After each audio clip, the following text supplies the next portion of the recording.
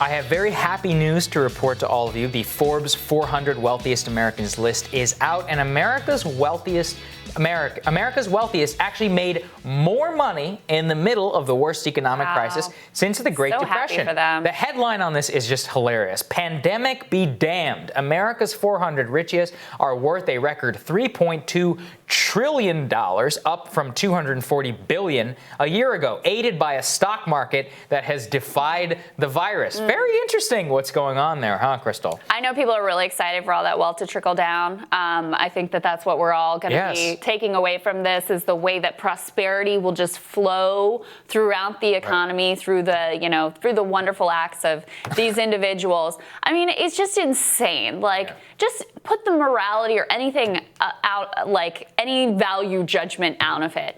Do you think this is good for society? Like, do you think that this is going to lead to great outcomes, to like social stability and people feeling like they've got a fair shot and this thing is all set up on a level playing field? Do you think this leads to like ultimately good outcomes? It's absolutely insane. And we cover the numbers here every day about the number of people who say they can't cover just the basics of their expenses, like can't purchase food and be able to pay their rent as they've lost their jobs. The absolute inability of Washington to do anything about it. And the fact that these people that they highlight here, they're the ones that run the show. They pick the politicians, they set the policy, they run the show, and that's how you end up with the system we have. And I actually dug into the list kind of extensively. One thing that caught my eye is there are 18 new billionaires in the year 2020. So I was like, okay, what does it take to be a billionaire between 2019 and 2020? 18 new ones, right? Of the 18, the most common profession, seven out of the 18, work in private equity. That's not a joke. So how do you actually become a billionaire into the year 2019 to 2020? It's not by creating a product of immense value to your customers. It's not even by creating software, necessarily, that's used by a billion people around the world, although that did happen in the case of the Zoom founder. The most common way to do it is to work in the financial services industry, to work in private equity, to roll up companies in order to, offshore jobs. Make sure that you can borrow debt on blue chip stocks and then use that to buy some derivatives and gamble more on the stock market. That's how you actually make $1 billion in America.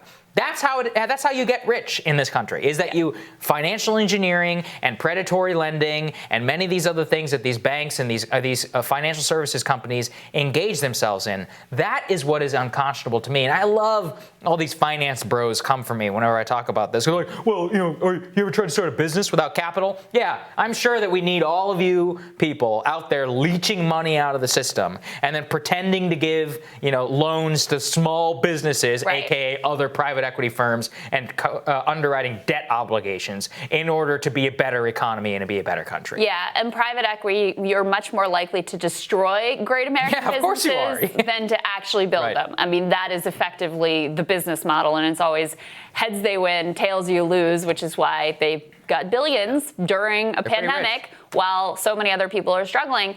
And as we also cover here on this show, there's a bipartisan capture of politicians by these richest people in the country. Let's go ahead and put up there Andrew Cuomo, great resistance hero, Democratic governor of New York, is facing a massive budget gap, as many states are at this point, and especially with how hard hit they were due to the coronavirus, due to some of his own actions, by the way, that exacerbated that situation. So quite sensibly, a lot of wealthy people living in New York, there's an idea, okay, how about we tax them a little bit more, right? Some of these billionaires, some of these new billionaires, some of these people who got a lot richer during the pandemic, absolutely not. Yeah, Won't think of it. Absolutely not. And you know why? Because they got no other option. The way New York has basically structured it is so they need the ultra wealthy. That's why they cater so much to them. That's why Michael Bloomberg wanted to turn Manhattan into a luxury good, in order to make it so it's a complete like V-shaped tax structure. And these people are now the ones who are basically telling Schumer, hey, you don't do that SALT tax thing, I'm out of here. I'm going to Florida. Remember, we played that amazing clip of Andrew Cuomo being like, hey, all of you people who are on stage, please come back. I'll have you over for dinner. We can have a drink together. It's like, how disgusting is this that you're just blatantly catering to and pandering to these people on live TV? That's how they decide to set up their tax structure, so it has no connection to the actual citizens of New York, and it's actually disgusting. You cater to these people, now you live by those people, and this is what ends up happening.